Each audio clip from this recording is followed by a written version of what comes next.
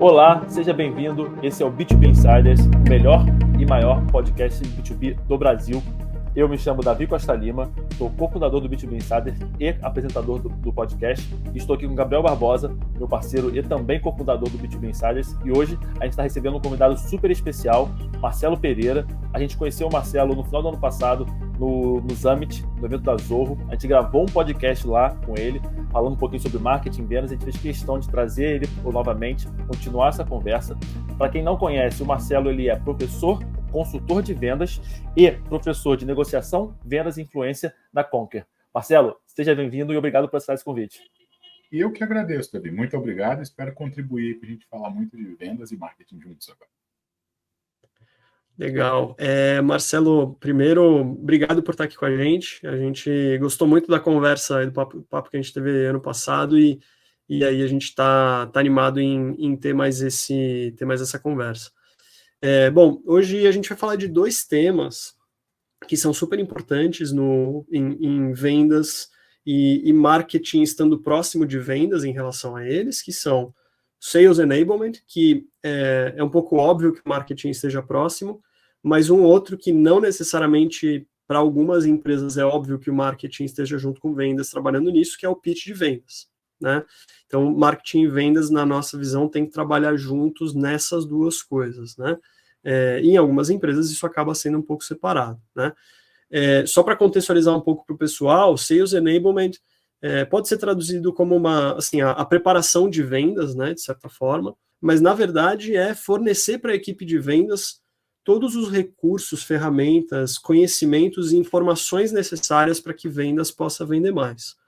E aí, com isso, Marcelo, então vamos começar por Sales Enablement especificamente, depois a gente fala um pouco mais do pitch, mas você pode dar para nós uma visão geral do que você entende por Sales Enablement e como você vê marketing e vendas antes de começar de fato um movimento de ida ao mercado, de go-to-market, trabalhando com Sales Enablement? Claro. Eu concordo muito com o que você falou, Gabriel, com essa visão de que o enablement é mais do que o treinamento, mas que também passa pelo treinamento, né? E eu vejo como, talvez a palavra que traduzisse melhor, assim, no meu modo de entender, é um empoderamento, né? É você fornecer um conjunto de ferramentas necessárias para que ele tenha sucesso na atividade de vendas. Está lá, de frente a frente com o cliente, super complexo para conseguir uma reunião. Poxa, a apresentação tem que ser uma apresentação digna, que tem uma história, que comunica o posicionamento, que consegue engajar o cliente para ele dar o próximo passo, e nem sempre o profissional de vendas tem todos os recursos necessários, até mesmo que são áreas de formação distinta, para trazer todo o potencial. Traz muita informação e faz isso há muito tempo. Tradicionalmente, essa atividade de 1 a 1, ela é a atividade do vendedor.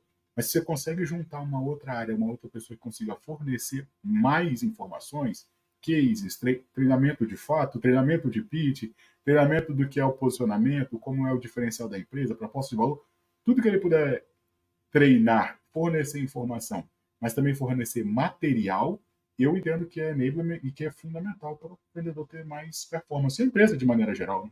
Boa, Marcelo. Cara, eu gostei bastante que você falou do empoderamento, né? Que é meio que isso, né? O time de vendas tem que se sentir né, um poder na hora da negociação, né? Então, você já elencou aí algumas coisas que são, como posso dizer assim, fundamentais para que um Sales Enablement dê certo, né? Será que você conseguiria também elencar, assim, pela sua experiência, alguns pontos que você vê que são responsáveis por Sales Enablements que dão errado, né? Ou seja, assim, coisas que as pessoas fazem e não deveriam fazer. Então, você meio que falou já um pouquinho do que fazer. Se quiser até fazer esse paralelo, né, do que fazer e o que não fazer do Sales Enablement.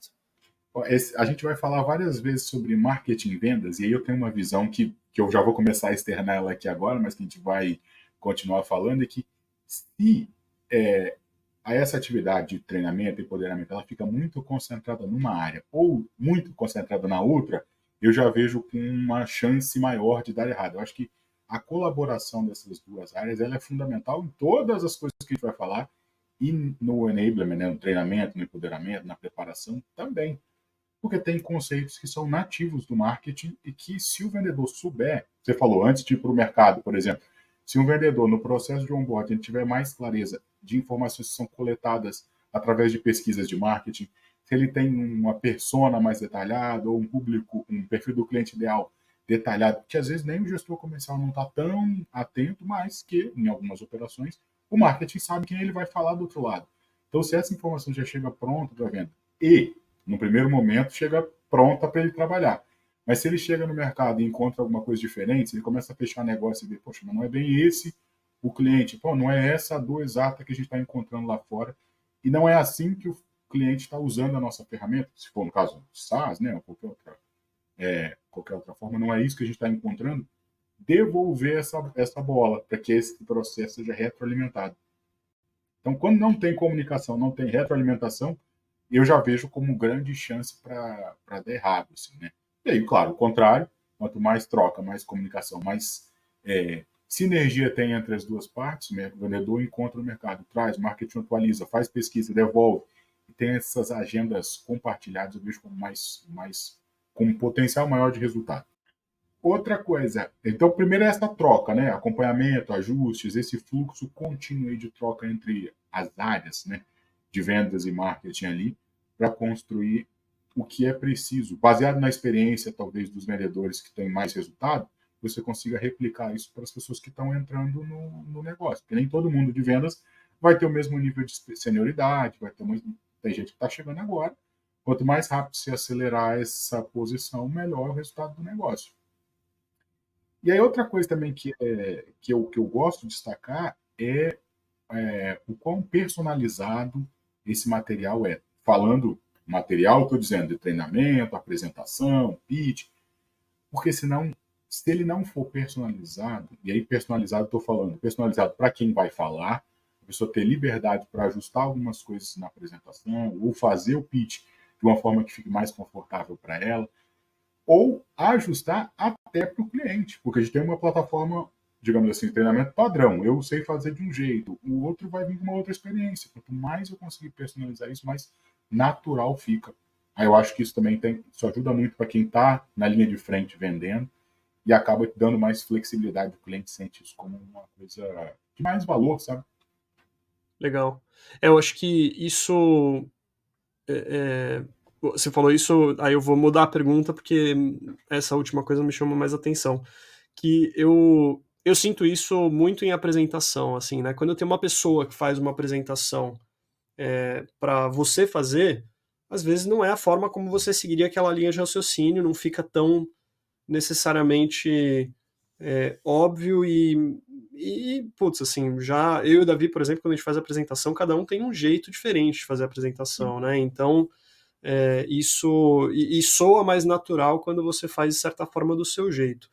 O que você recomenda, Marcelo, para que o pitch ele tenha, digamos, uma mesma estrutura, né? E aí já entrando um pouco em pitch, de repente, né? Porque acho que isso talvez ele se reflete mais no pitch. Para que ele siga uma mesma estrutura que foi definida como esse é o storytelling que a gente deveria fazer, esses são os pontos que a gente deveria tocar e dessa forma, de uma forma que a pessoa ela tenha, né, o executivo ele tenha a liberdade para fazer mudanças para que seja um pouco mais personalizado para ele, da forma como ele gostaria de contar essa história, mas ao mesmo tempo não, de certa forma, desrespeitando o que foi a linha lógica de raciocínio que foi pensada para o pitch ser feito. Olha, eu particularmente, quando me deparo com esses desafios, né, eu gosto de ter uma estrutura. Em vendas, eu venho de vendas, né? Antigamente era normal, e algumas empresas até enxergam isso com naturalidade ainda, existia um discurso de vendas pronto. É isso que você precisa falar, é esse o roteiro. Você vai falar isso, depois vai falar isso, depois vai falar aquilo. Eu, particularmente, não acho que isso funciona mais, porque fica altamente robotizado. Parece, assim, que você está falando... Eu ia falar que está falando com o chat GPT, mas às vezes o chat GPT vai conseguir fazer uma adaptação no roteiro que a pessoa, se estiver só lendo, ela não consegue.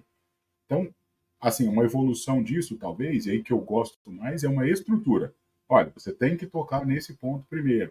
Depois você precisa que o cliente te conte algumas coisas com relação à dor de tal problema. Então, você tem que validar isso, tem que ter essa pergunta e essa pergunta, uma estrutura base, e aí a pessoa vai treinando em cima daquela estrutura, adaptando histórias, cases, coisas que aconteceram na vida dela. Quanto mais ela puder trazer personalidade para aquela estrutura, melhor, porque aí vai ser muito mais fácil para ela fazer, e aí vai transmitir muito mais confiança para o cliente, né? Porque quando você conta uma história sua, não tem nada mais próprio. Você fala aquilo com a sua verdade máxima, porque você sentiu, aconteceu, você viu. E aí, quando não tem, tudo bem. Aí você usa uma história, de repente, de algum amigo seu ou alguém da companhia, beleza.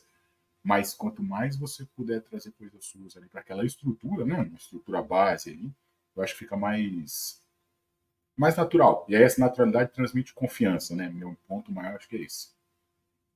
Total, total. Cara, e assim, quem já fez a apresentação sabe, né? Quando você está falando de um tema que você não domina, não acredita, que você está meramente seguindo um roteiro, cara, é mecânico, é ruim para quem está ouvindo, é ruim para quem está fazendo a apresentação, o negócio não funciona, né? E quando você traz para vendas, né? E aí que tem aí um componente de resultados por trás, então a obrigação não é somente apresentar, você tem um contexto por trás. E aí, Marcelo, eu queria destacar aqui que você falou das três coisas importantes, né, do Sales Enablement, né? Você falou da integração entre marketing e vendas. Eu acho que isso é super importante porque marketing e vendas está servindo uma empresa, está servindo um objetivo de negócio e eles têm que entender que essa integração deles, né, tem um propósito maior. Então eles têm que se ajudar, né? A gente fala muito da questão da geração de demanda, criação, captura e conversão. Marketing e vendas fazem isso juntos. Marketing sozinho não consegue fazer, nem venda sozinho. Né? Então essa integração ela existe porque existe um objetivo maior. Então é legal ter esse objetivo bem alinhado, porque é isso que já justamente o segundo ponto que você falou, né? Promove a troca de experiências entre a equipe. As pessoas que são mais sêniores, as pessoas que são mais experientes, trazem, né, direcionamentos e dicas para quem, obviamente, está entrando, está começando a carreira, com esse foco no objetivo do negócio, que é importante. E aí entra o terceiro ponto que você falou, que é um pouquinho agora, quando você tem um objetivo de negócio muito bem definido, né, e uma integração entre marketing e vendas, você tem espaço para uma personalização que não perca a essência da empresa, que não perca a essência da estrutura. Né? E aí eu acho que esse ponto da confiança é fundamental, né? Quando a gente está num processo de vendas, né? Principalmente no B2B, a gente sabe o quão a confiança é importante. Né? Às vezes pode até fazer sentido toda aquela apresentação de uma forma lógica, mas se a pessoa não confia, ela acaba não dando esse próximo passo. E aí, Marcelo, dado esse pequeno preâmbulo aí, trazendo um pouquinho mais para um lado tático, você tem alguma dica, alguma sugestão, alguma forma que você gosta de trabalhar para construir justamente essa parte do storytelling, que é um elemento fundamental na construção de confiança do pitch de vendas?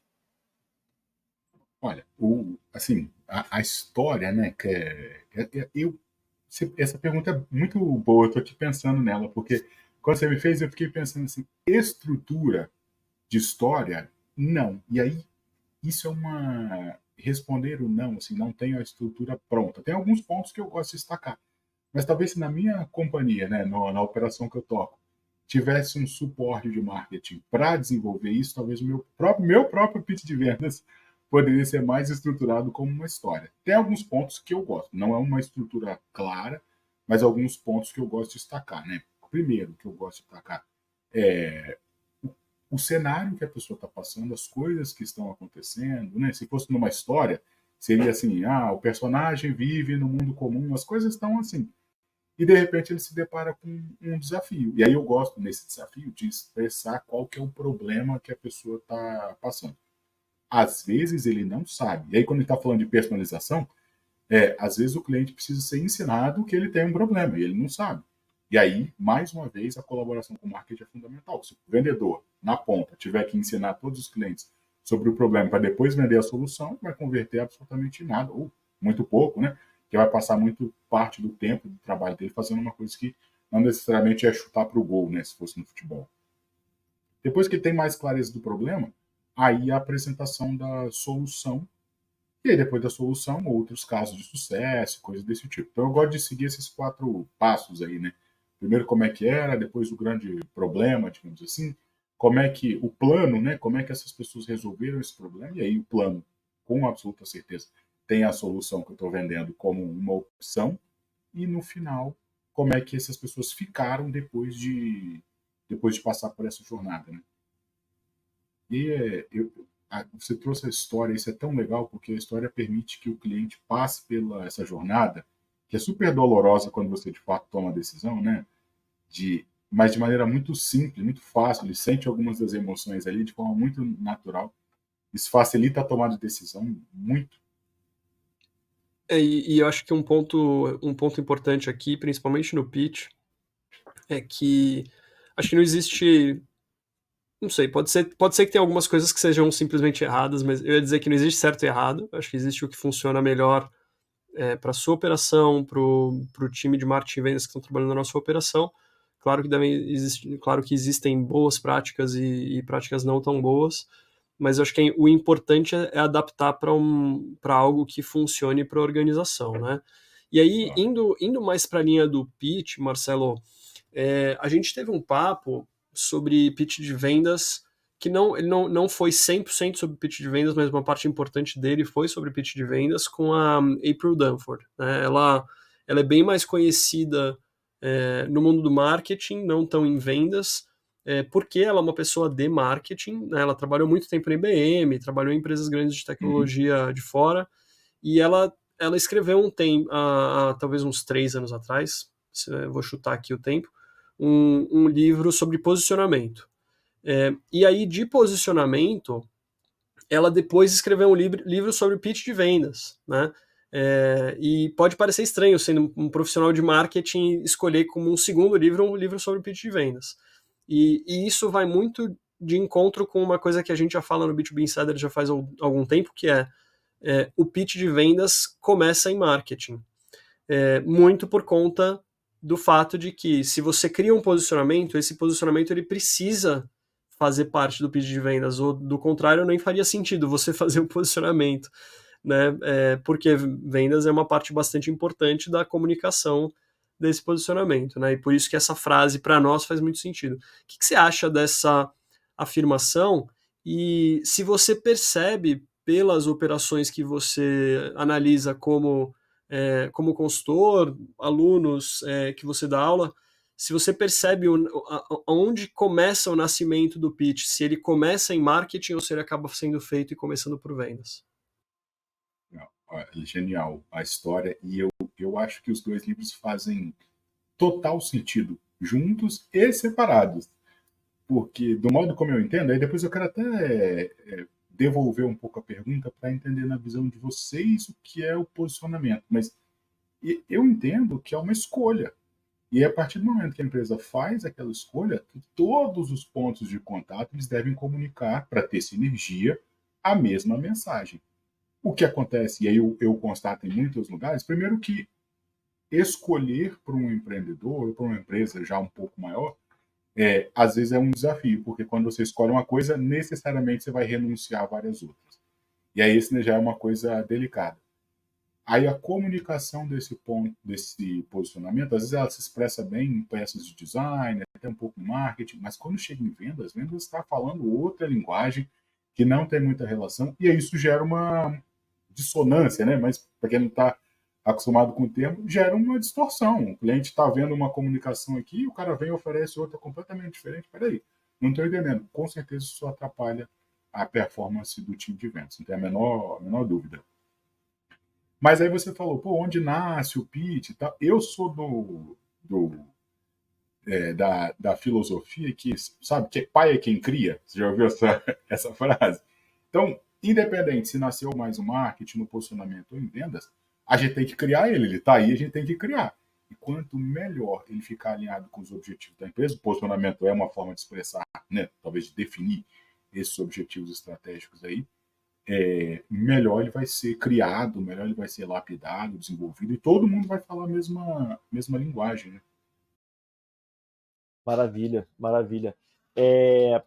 Cara, eu super concordo, né? Eu acho que tem tudo a ver, essas que são temas extremamente conectados, e o que você falou é exatamente isso, né? Uma vez que você tem um posicionamento definido, né, toda forma de contato que você vai ter com a sua audiência, você vai ter que, de alguma forma, passar esse posicionamento, né? E aí até você trouxe para a gente, né, a pergunta, né, devolveu para a gente vou falar um pouquinho como a gente vê isso, né? Vou até falar um pouquinho aqui, até um pouco da nossa metodologia.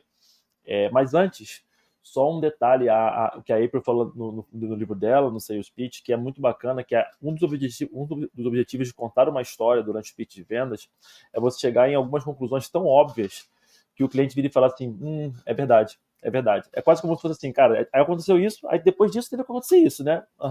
Aí depois disso teve que acontecer isso, né? E depois disso a gente teve que fazer a nossa solução, certo? Algo nessa linha. Então, é como se você chegasse no final e, tipo, naturalmente você tem que existir, você tem que solucionar. Então, eu acho que esse é o grande poder de uma história bem contada, né? Você faz com que a pessoa que esteja contigo ali, ela caminhe com você nessa evolução. E aí depois até, Marcelo, se você quiser compartilhar também nível de técnica e tática, o que você faz para tentar trazer, né? Acho que até aqui já fugindo um pouquinho aqui da linha de raciocínio, mas é um pouco do que o Gabriel criticou no LinkedIn até, um pouco do tipo, isso faz sentido para você, que é um pouco daquelas pequenas frases que é para você chamar a pessoa, né? Acredito que isso tenha muito em vendas e eu acho que é um pouco do que ela está falando. 100%. Essa ideia de contar a história e chegando à conclusão óbvia, assim, ela é muito usada em vendas e, tecnicamente, aí o pessoal chama de cadeias de sim, né? Você cria uma narrativa onde a pessoa diz sim, sim, sim várias vezes, e isso aumenta muito a chance dela chegar lá no final e, de fato, concordar com tudo aquilo que você falou. Quando você consegue, em venda, sem história, você consegue fazer isso através de perguntas e observações e falas óbvias, que a pessoa não tem outra opção a não ser concordar. Mais para o final do pitch, assim, né? Depois que já teve mais discussão e negociação. Mas quando você consegue colocar uma história em cima disso, além da eficiência normal de uma cadeia de sim, quando o cliente já vai concordando com você até o final, ele perde a percepção do tempo, assim, né? Quando a gente começa a ouvir uma história legal, a gente esquece do tempo. Vai passando e você vai envolvido naquilo, é muito mais palatável, assim, sabe? Tira um pouco do peso da atividade de vendas quando você só vai e o cliente percebe que você está ali para tirar o dinheiro dele. Não, você está ali para ajudar ele a resolver um problema e esse problema é muito legal. Eu faço uma palestra de vez em quando e aí é sobre o que os clientes querem, né? Porque a gente nem falou um pouco muito da minha história profissional, mas eu atuei metade da minha carreira como vendedor e metade como comprador de uma empresa super grande. Então, esses dois mundos que foram lapidando aí minha forma de pensar a relação comercial. E aí, nessa palestra, eu falo do contrário, né? Do que passa na cabeça do cliente.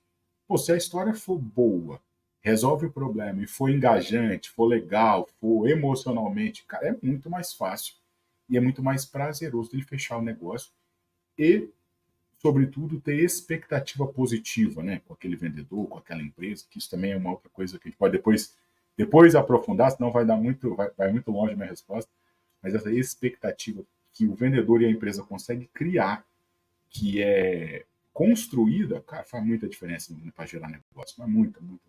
A gente está muito agora fazendo umas representações visuais de algumas coisas, né? E aí o que você falou, tipo, cara, cadeias de sims, mais uma boa história.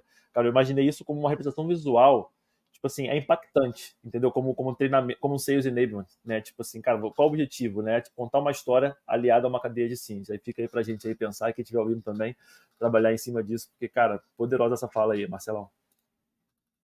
Não, e isso vai de encontro também com uma coisa que a gente já falou em outro momento, que é, assim, qual que é o objetivo que você tem com determinados momentos ao longo da jornada, né? Então, assim, o seu objetivo, quando você vai para a primeira reunião, né? Acho que o Davi falou isso, acho que talvez até no episódio anterior. O objetivo da primeira reunião não é você fazer a venda. O objetivo da primeira reunião é marcar a segunda reunião. Obviamente que depende da complexidade da venda. Dependendo se for uma venda que não é tão complexa assim, que normalmente você já, assim, por experiência, você talvez já vá para a primeira reunião já para fechar, né? Tem negócios que são mais transacionais, e aí, de repente, nesse caso, não é o caso, mas cada momento desse tem um objetivo específico e você tem um sim específico que você quer naquele momento, né?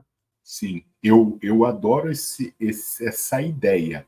Só que quando eu treino vendedores, né, tô ali na ponta, o cara, por que eu acho que esse enablement ele é tão importante? Porque ele tem que fornecer material e ferramentas para o microcompromisso, que é esse próximo passo que você listou aqui, Beleza, a gente cria um processo comercial, a gente valida, testa, é assim que funciona a venda aqui. A gente faz uma reunião, depois faz outra, depois faz outra, depois vai. Mas o que acontece é que se esse processo, esse pitch, tudo que a gente está falando, for robótico e estático, pode acontecer, como já aconteceu comigo e várias outras. Na primeira reunião, eu já passei vendendo, já passei comprando, eu falei, poxa, cara, isso aí faz total sentido. Segura aí que eu vou chamar meu diretor, não sai daí não. E a pessoa não tem ferramenta nenhuma. Ela, não. Vamos marcar semana que vem. Eu falei, não posso entender ainda. Eu não quero falar com o diretor ainda. Ele fica paralisado. Ele fala, não, eu te ligo semana que vem. Eu falei, não, meu amigo, eu não tenho semana que vem. Esse problema para nós é urgente. Nós vamos resolver isso hoje. O cara, não faz isso. Não. Aí entra num desespero. Eu falei, peraí, não é que o cara não quer vender. Isso é porque ele não tem ferramenta e não estava pronto para dar o próximo passo, né? Então, ele, assim, na minha visão, tem o processo padrão, ele tem que seguir, mas ele também tem que ter um arcabouço de ferramenta ali, treinamento, prática, material, apresentação, ou que seja coragem e um pouquinho de doideira para topar esse próximo passo, porque senão ele pode passar por uma situação constrangedora, né? Não, e não só a situação constrangedora, como também perdeu uma baita de uma oportunidade, porque, olha, ele foi convidado a pular algumas casas. Se isso fosse um jogo da vida, né? Ele pula várias casas, vai falar direto com o decisor na primeira reunião. Que coisa incrível, né? Mas é isso, a pessoa precisa ter jogo de cintura. E aí o que é muito legal disso também é que cai um pouco naquilo que a gente sempre fala, Gabriel, de marketing, que é quando você tem uma métrica que vira uma meta, né, ela se torna, na verdade, uma meta ruim, né, uma métrica ruim. Né? Então é meio que isso, o objetivo da pessoa ali, por isso que a integração entre marketing e vendas e o contexto do cara, o que estamos fazendo aqui? Nós estamos trabalhando em prol da empresa. Esse é o nosso objetivo. Né? A gente está aqui para vender, a gente quebra em 3 reuniões porque isso, né, supostamente é melhor, mas então, ter essa visão, senão o objetivo da pessoa não é vender, é só agendar a segunda reunião. Não é assim. Em nível tático, você tem esse objetivo. Mas em nível estratégico, o objetivo é vender. É que a gente está aqui se ajudando, né? Então, mais uma vez, eu acho que é um golaço quando o marketing e vendas tem essa visão, né? Do tipo, cara, qual é o nosso objetivo aqui juntos, né? Assim, eu tenho aqui uma outra pergunta engatilhada, meio mudando um pouco da direção. Ainda no pitch, mas mudando um pouquinho da direção do que a gente estava falando agora. Mas que tem a ver com deixar ainda manter o negócio relevante, né? Porque tem numa venda, quando a venda é muito complexa, você tem várias pessoas diferentes, né? Então, né, as tais das personas, né? Então, eu tenho primeiro a pessoa que talvez vai ser o champion, né? Se é uma pessoa, foi aquela primeira pessoa que me trouxe para dentro. Aquela primeira pessoa que talvez, se foi um inbound, foi aquela pessoa que teve alguma coisa que chamou a atenção da pessoa e ela falou, eu quero falar com essa empresa, eu quero entender mais sobre a solução deles. E aí tem todo o trabalho de empoderamento dessa também, aí do time de vendas, empoderando essa pessoa para ela poder fazer a venda interna e etc, né? E ao mesmo tempo você pode em outros momentos, conforme vai progredindo a venda, em alguns momentos falar com uma pessoa mais técnica, em outros momentos falar com uma pessoa talvez mais de finanças, em um momento de repente falar com alguém do legal, né, do jurídico, porque tem algum entrave jurídico, LGPD, sei lá, tem várias questões que podem aparecer ao longo do caminho. E como, Marcelo, como lidar com essa infinidade de personas ao longo da jornada, de uma forma que você vai personalizar o pitch para essa pessoa, deixando relevante para ela, assim, num cenário em que o vendedor está fazendo isso para, no geral, na maior parte dos casos, para várias contas, né? Sim. Olha, assim, a gente já falou de integração de marketing e vendas aqui tantas vezes e vai continuar falando, né? Porque tem muitos níveis de experiência de um vendedor, por exemplo, e nem sempre isso está ligado ao tempo que ele atua. Às vezes ele atua muito tempo fazendo uma determinada posição no negócio e quando passa por uma operação um pouco mais complexa, você tem um influenciador, tem um outro cliente que paga, tem um outro cliente que toma decisão, mas não paga, nem influencia e tal. É difícil dele mapear quem são todos os players, stakeholders que vão ali ajudar ele a tomar aquela decisão de fato para sair, né? Vocês devem ter acesso a esses dados, mas esse número de quantidade de pessoas que influenciam na decisão aumentou nos últimos sei lá, vamos botar 10 anos, eu não tenho acesso a... Eu vou achar essa pesquisa depois para mandar para vocês. Mas foi tipo de 3 para 7 pessoas que influenciam a decisão nos últimos 10 anos.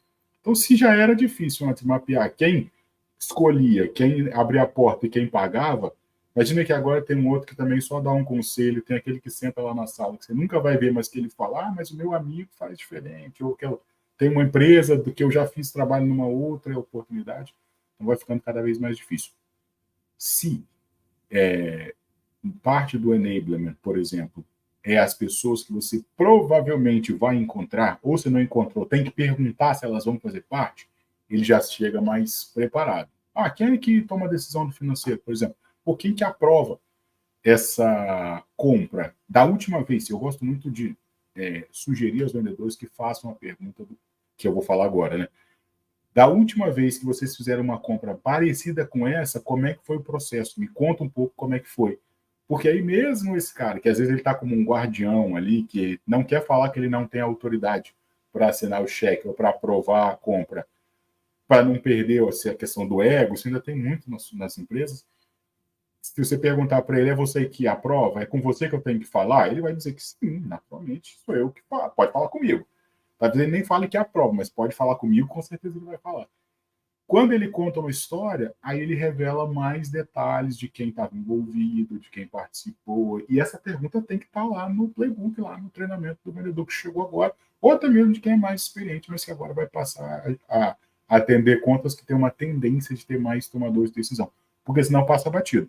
E aí o ciclo de vendas vai aumentando, quando passou, que eles apertam um pouco mais esse interlocutor e falam, não, mas agora eu tenho que levar para fulano de tal, depois de meses de negociação, e é quando que, se você tivesse mapeado, você já podia ter chamado essa pessoa para uma reunião muito antes, e aí essa informação estava mais clara, né?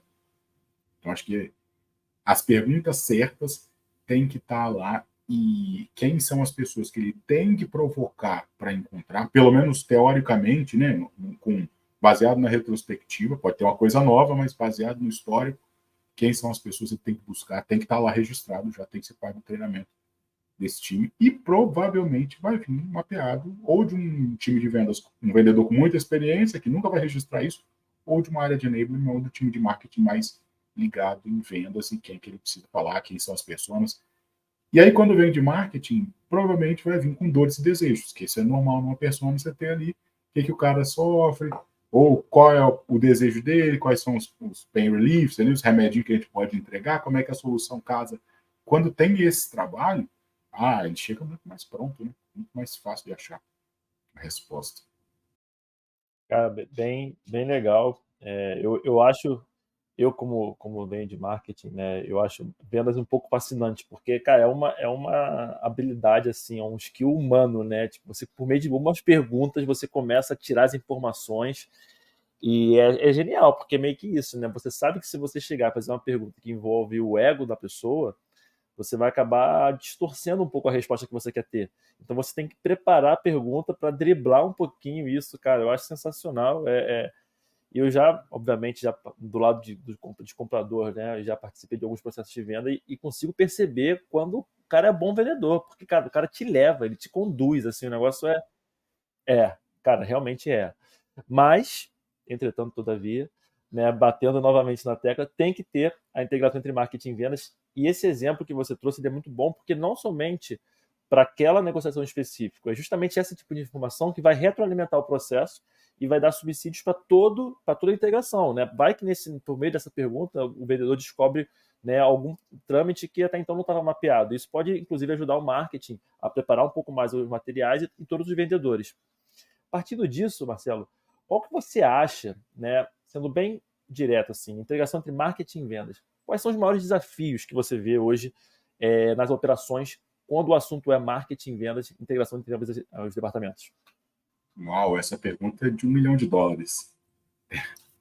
Olha, que na minha perspectiva, assim, que eu tenho visto, né, acho que tem uma primeira, a gente falou de ego aqui, né, do ego do comprador e tal, e do tomador de decisão. Acho que, às vezes, eu ia botar o ego em primeiro lugar, mas não vou botar, não. Eu acho que o primeiro lugar mesmo que eu vejo é o desconhecimento. As pessoas ainda entenderem como áreas apartados. A gente falou disso já num outro podcast, e vem marketing como uma redução do que de fato pode ser. Está pensando só em publicidade, ou está pensando só em produto, e aí está pensando só em produto, às vezes se apaixona por ele, e aí o time de vendas não consegue vender o produto maravilhoso, e aí quando cada um está olhando para sua caixinha defendendo a sua área, às vezes tem defesa de orçamento e coisas do tipo, começa a separar. E aí eu acho que isso é um problemão. E aí eu botaria o ego assim, no segundo, né? Porque como qualquer negócio que precisa sobreviver tem que vender, tradicionalmente, aí principalmente quando a gente fala da evolução dos modelos de negócio, da indústria de maneira geral, teve uma época que a indústria, e aí muitas empresas operam nessa época, digamos assim, apesar de a gente estar em 2024, totalmente direcionadas a vendas. Né? E aí o que o VP, ou o vice-presidente, ou o diretor de vendas fala, todo mundo tem que se acomodar. E aí acaba que isso gera uma distorção, porque não é que o cliente sempre está certo, ou nem que a perspectiva dele é a mesma, e ela é absolutamente real. Então, se a empresa está totalmente orientada para vendas, ao invés de estar orientada para o cliente, e aí isso muda completamente o negócio, né, e as premissas internas, acaba que, para que vendas agora, de repente, entenda que, não, peraí, que eu não sou mais o dono da bola, que agora a gente tem que jogar junto, que todo mundo vai jogar aqui, acaba perdendo um pouco essa ideia de poder. Eu acho que isso pode ser um grande desafio. Falando de indústrias, que são as empresas que eu mais me relaciono e tal, e que muitas ainda operam no modelo de antes era todo o esforço no produto, depois passou para todo o esforço em vendas, e aí uma terceira onda, uma próxima, que a gente está vendo muita empresa que cresce fazendo isso, é olhar para o cliente, olhar para a experiência, jornada, integração de áreas, indicadores comuns e tal, mas muitas empresas ainda não chegaram nesse momento, nessa maturidade, eu diria. Legal. O que você diria, Marcelo, que talvez fosse, né, assim, porque eu vejo a mesma coisa, assim, acho que tem muitas empresas que estão atrás nesse quesito, né? Para uma empresa que ainda não tem essa integração, qual que você diria que talvez possa ser o primeiro passinho, assim, para começar a ter essa integração? A gente fala muito sobre meta aqui, né? Da gente só para dar a nossa visão, né? Mas a gente fala muito que para que marketing e vendas atuem juntos, eles precisam ter a mesma meta. É quase como num time de futebol. Todo mundo precisa querer fazer o gol. Se um quer fazer alguma outra coisa que é diferente de fazer o gol, eu só preciso passar bem. Se eu fizer bons lançamentos, eu fiz a minha parte. Mas no final, aí se o time perdeu, exato, não adianta, né? Fosse fazer os melhores lançamentos do jogo. Então, o que você diria que para marketing e vendas talvez a chave para esse primeiro passo para começarem a trabalhar bem integrados? Eu gosto muito da ideia de vocês, tá? Inclusive, são referência, eu consumo conteúdo de vocês, pausa para a propaganda de vocês, lá no LinkedIn, com frequência, salvo as imagens, já deixa claro aqui, tá? E com certeza a meta é um ponto comum, assim. E eu na parte talvez mais tática, eu pularia para uma agenda comum. E agenda de horário, agenda de marketing saindo lá, sentar junto para entender a perspectiva do cliente real, ali próximo. Não do cliente hipotético, do cliente que a gente atende, que a gente vai lá e tenta trabalhar com ele todos os dias, entendendo as objeções para depois ajudar o time de vendas a contrapor, toda essa história. E agendas de escritório mesmo, né? De reuniões onde o time de marketing e vendas sentam para discutir quais são as ações e as pessoas discutem sobre o assunto. Só de fazer isso, eu acredito que vai, inclusive, contribuir para que tenham metas comuns. Mas se não conseguir chegar ao ponto de ter um objetivo, um OKR, que seja uma meta estruturada comum, se eles estão se relacionando, né, se estreitando, debatendo ali ideias de como atingir um objetivo da empresa juntos e não mais eu trabalho numa sala e você trabalha na outra, eu acho que a gente já começa a dar uns próximos passos, sabe? Pode ser assim, uma reunião por semana, pode ser uma reunião por mês, pode ser uma tarde, sei lá, cada tanto e tanto tempo, mas ir aproximando, fisicamente aproximando Porque aí fisicamente se aproxima, daqui a pouco as ideias se aproximam, daqui a pouco tá um querendo ajudar o outro, e atingir os objetivos. E aí até chegar ao ponto de ter um objetivo comum, né? Que eu acho que é muito saudável, mas acho que, pelo que eu estou vendo, e aí é minha experiência, não é de Stars, é empresa de indústrias tradicionais, ainda está talvez 2 passos antes, sabe? Por isso que eu vou na de juntar primeiro para depois andar juntos, sabe? Boa, maravilha. Até, cara, é curioso você ter dado essa resposta, porque vai em total casamento com que a gente está revisitando um pouco da nossa metodologia, né? Fazendo uma V2, digamos assim.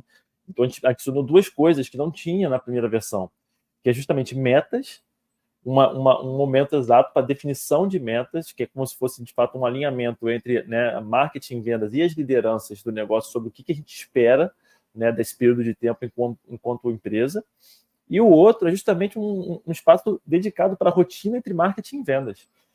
Porque é isso, a palavra é essa. Você falou uma agenda, né? A gente usou a palavra rotina. Porque tem que ser rotina. Não pode ser uma coisa, então vamos puxar marketing para conversar, ou vamos puxar. Não, a conversa é constante.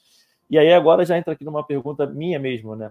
Se você poderia compartilhar na sua experiência, como posso dizer assim, boas práticas de uma rotina entre marketing e vendas, ou pontos que você acha essenciais que podem ser debatidos assim semanalmente, por exemplo.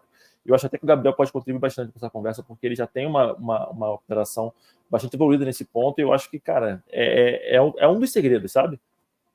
Sim.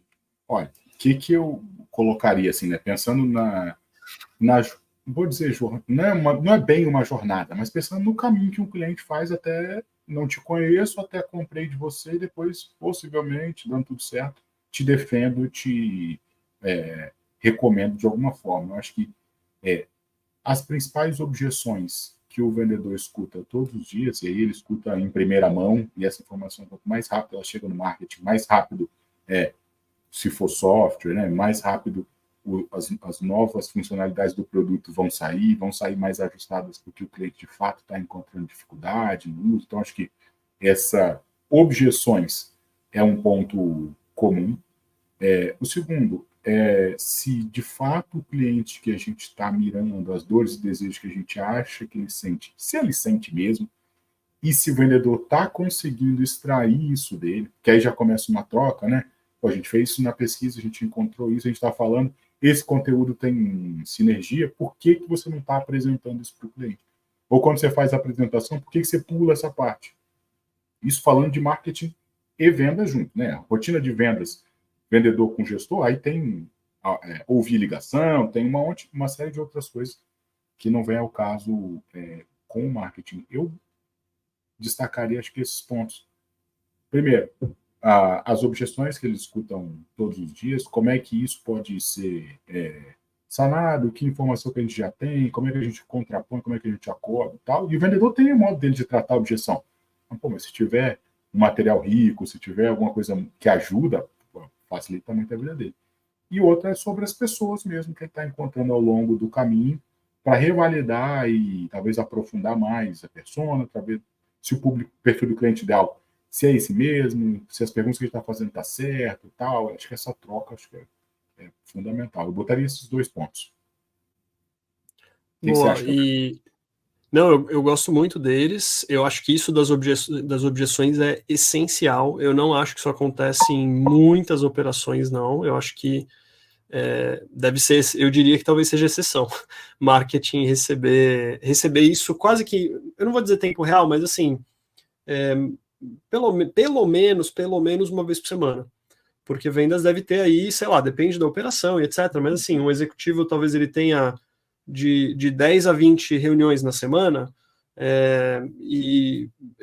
quanta objeção que ele vai ouvir ao longo dessa semana, né? Então, tem algumas que são recorrentes, mas tem várias que vão ser novas, então acho que é super importante.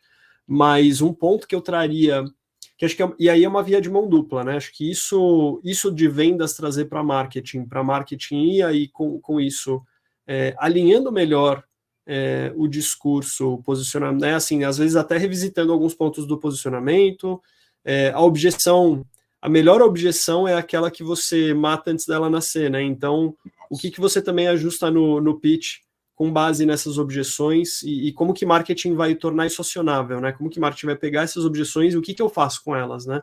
Marketing precisa fazer alguma coisa, né? Então precisa ir ajustando o material ao longo do tempo, né? Você contou, na hora que você falou, eu lembrei imediatamente de uma história, uma situação, um cliente específico. A gente estava com um produto, e aí meu trabalho era fazer o produto vender mais, e uma dificuldade gigantesca. Primeiro, do time de vendas conseguir transmitir a mensagem que a gente escolheu. E aí, depois de muita conversa, numa reunião dessas, que eu sugiro, o vendedor falou: gente, olha, me desculpa, mas o cliente não acredita no produto. Ele não acredita que a gente vai fazer isso. Eu falei: mas caramba, peraí, que nós estamos há 4, 5 reuniões e você só me fala isso agora. Por que ele não acredita? Ele falou: cara, não acredito porque no ano tá. E contou toda uma história que nunca ninguém sabia. Nem o dono da empresa sabia. Ou talvez ele sabia, mas não considerava tanto. E aí, olha que louco, a gente pegou essa história dele e aí construiu uma campanha inteira de vendas em cima desse não acredito. O produto era diferente, tinha se passado por várias modificações, mas tinha o mesmo nome. Então o cliente ouviu o nome e falou: ah, não, mas isso aí lá atrás deu problema e tal, não sei o quê. A gente fez essa campanha. A campanha, assim, não tinha nada de mirabolante, mas era um desafio. E a gente entrevistou clientes dessa leva nova que toparam o produto. A gente fez uma modificação cosmética no nome ali para poder parecer que era uma V2, para transmitir essa imagem. E aí a quantidade de clientes que veio depois disso, porque aí o vendedor topava. A orientação que a gente dava para o vendedor ele não vai acreditar. E aí você vai desafiar ele a topar e a dar um próximo passo, e a ser inovador e tal, não sei o quê, ou ele vai ficar para trás. E aí o negócio mudou completamente, porque aí as empresas queriam fazer parte desse movimento de mudar, de inovar, de ir para frente, de progredir, digamos assim, mais do que experimentar um produto antigo que tinha dado problema. Só com uma objeção, o negócio, assim, para esse produto, a empresa tem vários produtos, mas para esse produto, sim, se transformou. Pra vocês terem uma ideia, eles tinham conseguido em um ano 3 clientes, assim, historicamente, né, naquele ano, 3 clientes. Em 3 meses, o cara trouxe 25 clientes novos para o produto. Um negócio assim. Uau! Porque a gente pegou a objeção e falou: ah, você não acredita, não? Ótimo, era isso que eu precisava. Mas demorou 6 reuniões, sei lá, 5, 6 reuniões, até a gente conseguir extrair. Porque o vendedor tinha vergonha de falar que ele chegava na frente do cliente e não conseguia convencer, como se essa fosse. E por muito tempo foi, tá? A função do vendedor, chegar lá e convencer o cliente que ele tem que comprar o produto. Falei: não, cara, calma lá, não, cara, não. Você vai lá conversar com ele, vai trocar. Se ele sente a dor, a gente vai sanar. Só que a dor não era com o produto, a dor era na crença, que ele não acreditava. Aí, né, a história desenrolou nesse sentido. Mas tamanho o potencial dessa troca, né? Não, cara, esse é um baita case, né, digamos assim, de uma integração entre marketing e vendas. E, me faz crer que isso, na verdade, é uma questão de posicionamento. Vocês tiveram que revisitar o posicionamento, né? Porque estava errado. E aí a audiência não conseguia entender o diferencial do produto, né? E eventualmente a proposta de valor. E essa história me fez lembrar um case que a April, ela sempre conta também. E aí isso mostra como é que está intrínseca essa ligação entre posicionamento e pitch de vendas, né? Que é um case de uma empresa de robótica, se não me engano, do Canadá, que vendiam tipo uns robôs assim, tipo com inteligência artificial super hypada, porque tem alguns anos antes da inteligência artificial hypar, mas é um tipo smart robô, digamos assim, para a indústria, né? Para a indústria que trabalha com fábrica mesmo e tal, com fábrica física. Só que assim, o termo robô já é utilizado na indústria, né? Ela é desde a década de 70. Então, quando os caras chegavam lá, era uma galera jovem assim, que tinha um produto super inovador em mãos, chegava e falava: "Não, a gente tem robôs que vão acelerar aqui, enfim, todo o seu processo de logística do chão de fábrica e tudo mais". E a galera lá, o discurso das indústrias, falava assim: "Cara, já tem robô há mais de 20 anos". Só que assim, não era robô, não eram os mesmos robôs. E aí, quando ela entendeu isso, né, ela falou: "Cara, você não pode falar a palavra robô, tem que falar outra coisa". E aí eu não lembro exatamente qual foi a solução, mas o ponto é, a eficiência do time de vendas não está em xeque nessa hora, porque se o cara tem ali o direcionamento errado, ele pode ser o melhor vendedor do mundo, mas ele vai falar a palavra robô, né? E aí, Marcelo, mais uma pergunta, agora que também não estava no radar aqui, mas você vai falando, vou lembrando aqui. que você acha, e se você já puder compartilhar alguma coisa, desses softwares tipo o Gong, tipo Firefly, ou seja, a inteligência artificial chegando como uma grande aliada para vendas. Né? Porque é meio que isso, né? Em algum momento, um software desse poderia identificar um padrão, né? Enfim, se você já tem alguma experiência nesse aspecto, se você já está fazendo alguns testes, se você puder compartilhar um pouco com a gente. Cara, eu uso consideravelmente, mas assim, esse negócio é tão grande, né? E aí eu já tenho conversado com muitas pessoas que usam, e todas meio que falam a mesma coisa. Eu uso muito, mas muito menos do que eu sei que dá para usar, digamos assim, sabe? É um universo muito grande. Qual que é o ponto? Eu vou voltar lá no que a gente falou do pitch de vendas robótico, né? É uma oportunidade gigantesca para quem quer melhorar, digamos assim, usar essas ferramentas, porque elas têm um potencial gigantesco, pode fazer, identificar padrões de comunicação. Eu usei por um tempo, hoje não uso mais. Um assistente que ele conseguia identificar pela frequência da voz ali e como a pessoa falava, potenciais emoções que estavam sendo transmitidas através da fala. E aquilo já estava associado ao potencial de fechamento. Então, cara, olha só, você consegue se concentrar. Primeiro que anotar as coisas numa reunião já acabou, né? Não tem mais essa necessidade. Em português ainda, talvez não fique 100%, mas em inglês, isso é questão de tempo. Já não precisa anotar, você fala, a inteligência artificial já capta tudo, anota, registra, faz próximos pontos, registra e-mail. Então, isso tem um potencial, eu vejo, né? Primeiro, de aumento de eficiência muito grande, de aumento de assertividade também, de saber quem é o cliente que tem o maior potencial, propensão a fechamento, aquele que tem medos ou desafios específicos, e aí você já atuar ali. Então, um assistente, assim, fantástico. Qual que é o lado, talvez, negativo, né, de um ponto de atenção? É porque se a pessoa não usar com sabedoria, para fazer o básico do vendedor, esse vendedor que acha que tem que ir lá e convencer, ou atua num segmento onde as pessoas disparam e-mail assim, de maneira desordenada, em grande quantidade, para fazer isso, um software faz isso hoje sozinho e razoavelmente não, bem melhor do que esse ser humano que faz de maneira sem estratégia, né?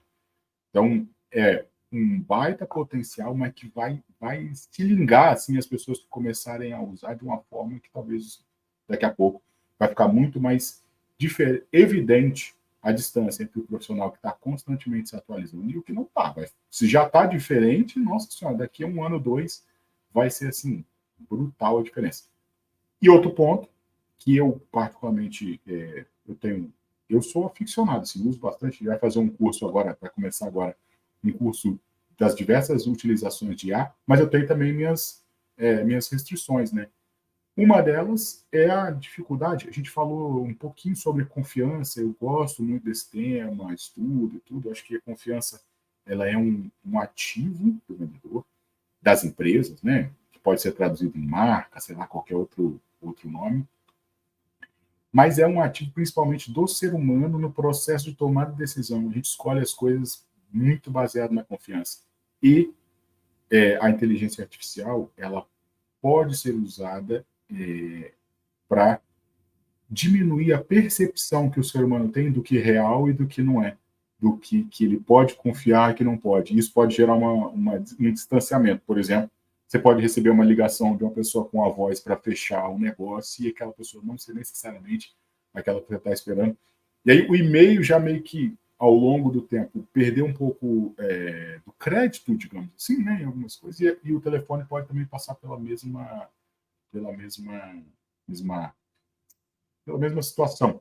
Então, isso vai, de novo, necessitar de um esforço do ser humano para construir confiança e relação ainda maior, porque muita gente vai ficar parecido.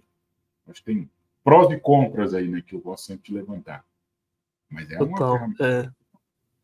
Não, eu ia dizer que esse assunto me levanta talvez assim, uns 3 temas diferentes, mas aí a gente tocaria o papo para né, um deles é assim, anedótico, que todo mundo talvez deve se identificar de certa forma. Cara, se eu recebo uma ligação e é alguém, já aconteceu de ser uma coisa que eu até gostaria eu até pensaria em comprar, tipo, sei lá, puta, você quer trocar a sua linha telefônica, sabe, da Vivo pela Claro. Mas aí eu olho e falo, pô, mas se isso for golpe? Não, se eu for comprar, me fala a promoção, aí eu ligo depois para Vivo para depois eu fazer essa compra, porque eu não confio, não vou passar meu dado para ninguém pelo telefone. Nem se for a voz do Portiolli? Principalmente, sim, não, principalmente. Vocês já receberam essa ligação, né? Olá, aqui é o Celso Portiolli. Cara, tipo Não, assim, eu nunca, não. entendeu? Nunca. Cara, é um telemarketing gravado, que é o Celso Portiolli. Olá, Que aqui é o Celso bizarro. Portiolli. E eu vou te fazer uma oportunidade única. Aí depois eu desligo, eu já não sei mais o que ele fala. Você não sabe. Imagina o ChatGPT, eles vão lançar, eles já têm essa tecnologia, já tem outras que têm isso, mas Sim. de emular a voz de qualquer pessoa, né? Então eu poderia, assim, pegando essa gravação desse podcast, dá para fazer uma versão da voz do Marcelo falando no mesmo tom, na mesma forma pausada, do jeitinho que o Marcelo fala e, né, imagina o que a gente não vai ter de Sim, problema não, com isso em tão uma... num espaço curto de tempo. Sim, e aí o mais louco é porque isso é por um lado, um problemão gigantesco por causa do uso, né? O outro é um potencial gigante de resultado para os negócios. Então, vai continuar desenvolvendo. Claro. Tem várias iniciativas aí vai bloquear, vai restringir, vai fazer isso, vai fazer aquilo. Eu não acredito nelas. Eu acho que as coisas vão continuar se desenvolvendo sim, porque tem muitos interesses, né? Com certeza. E todo mundo que usa sabe o potencial. Pô, então... Claro. Mesmo quem usa de forma errada, né, a regulação ela só vai existir depois do erro ficar evidente. Sim. Então, assim, as pessoas elas utilizam a brecha, né, principalmente nesse cenário novo, e que, cara, uma vez que elas acham lá o sweet spot totalmente antiético, cara, elas vão até o fim. E aí, em algum momento, vai vir um governo, vai ter algum tipo de regulação. Mas até isso acontecer, muita gente gira muita coisa, né? A gente tem aí, tipo, apostas, tem lá o Telex Free, tem várias coisas que aconteceram, né? Tipo, a gente não sabe. Agora, com a inteligência artificial, assim, o negócio ganha uma proporção inimaginável, né? Então... Total. Mas aí qualquer tecnologia é como a fissão nuclear, né? Você pode tanto usar para fazer uma bomba quanto para criar energia e aquecer a casa das pessoas. Então, e isso vale para qualquer tecnologia praticamente, né? Então, para qualquer conhecimento, até eu diria, Gabriel, eu dei uma vez uma aula sobre persuasão, né? Que é minha área aí de estudo. E aí falei algumas coisas que eu falo de relacionamento com as pessoas, do ego, como é que você faz e tal, não sei o quê, gatilhos mentais. E era uma área, primeira vez que eu fiz para uma empresa de tecnologia de dados. E aí acabou o aluno, a pessoa, Marcelo, eu preciso conversar com você e tal, não sei o quê. E era contratante. Eu falei, meu Deus do céu, acho que eu fiz alguma besteira aqui. Acabou o contrato, né? Ela desligou, falou, não, porque o que você falou, eu fico preocupado, porque é a mesma informação que as pessoas mal intencionadas usam e tal, não sei o que. Eu falei, olha, eu sempre falo isso, né? É como uma faca. Você pode fazer, como você falou, um baita de um alimento, um jantar para todo mundo, ou você pode esfaquear outra pessoa e acabar com a vida dela. A ferramenta, ela é inerte, ela está ali parada. Você que usa do jeito que você acha melhor, de acordo com os seus, né, princípios e tudo. O que eu acho que a gente vai enfrentar é mais ou menos isso, Gabriel, porque tá lá, você pode fazer o que quiser, inclusive coisas que vão lesar muitas pessoas. Então. É isso aí, beleza. Bom, vamos lá, então, para os finalmente. Então, Marcelo, eu queria agradecer demais o papo que a gente teve aqui. Acho que esse tema de marketing e vendas, ele não só ele vem trazendo muitas discussões, acho que há muito tempo, mas agora, quando se fala de talvez uma área de revenue, etc., isso se torna ainda mais relevante, né, de como marketing e vendas devem trabalhar juntos. Então, queria te agradecer por trazer esse conhecimento para a gente. Com certeza a gente isso vai render várias subconversas nos grupos que a gente tem, no LinkedIn, então te agradeço muito por isso. E aí queria também agradecer a todo mundo escutando a gente hoje, enfim, né, todo mundo que está escutando a gente nas plataformas de áudio, assistindo a gente no YouTube. Lembre-se de seguir a gente, seguir o B2B Insiders no LinkedIn, agora também no Instagram e também no TikTok. E sigam o B2B Insiders, eu e o Davi Costa Lima, no Instagram. Eu, Gabriel Barbosa, estou como Gabarbosa B2B. E aí, Marcelo, eu queria te convidar para dizer aqui para o pessoal como que eles fazem para te encontrar nas plataformas e consumir seu conteúdo. Deixo o meu agradecimento aqui também. Obrigado pelo convite. Eu fiquei muito feliz que a conversa foi muito fluida, assim, acho que a gente trouxe várias histórias legais, exemplos que podem ilustrar aí. Quem quiser continuar me acompanhando, a minha principal plataforma de produção de conteúdo é o LinkedIn, então é Marcelo Pereira no LinkedIn, e aí eu produzo um pouco de conteúdo, alguma coisa é cópia de vocês para poder amplificar, mas tirando a brincadeira, tem alguma coisa lá legal que eu acho que pode ajudar também as pessoas. Então, fico muito feliz. Obrigado pelo convite. Valeu, pessoal. Obrigado, Marcelo. Valeu, Gabriel. Obrigado a todos. Até a próxima. Valeu, pessoal.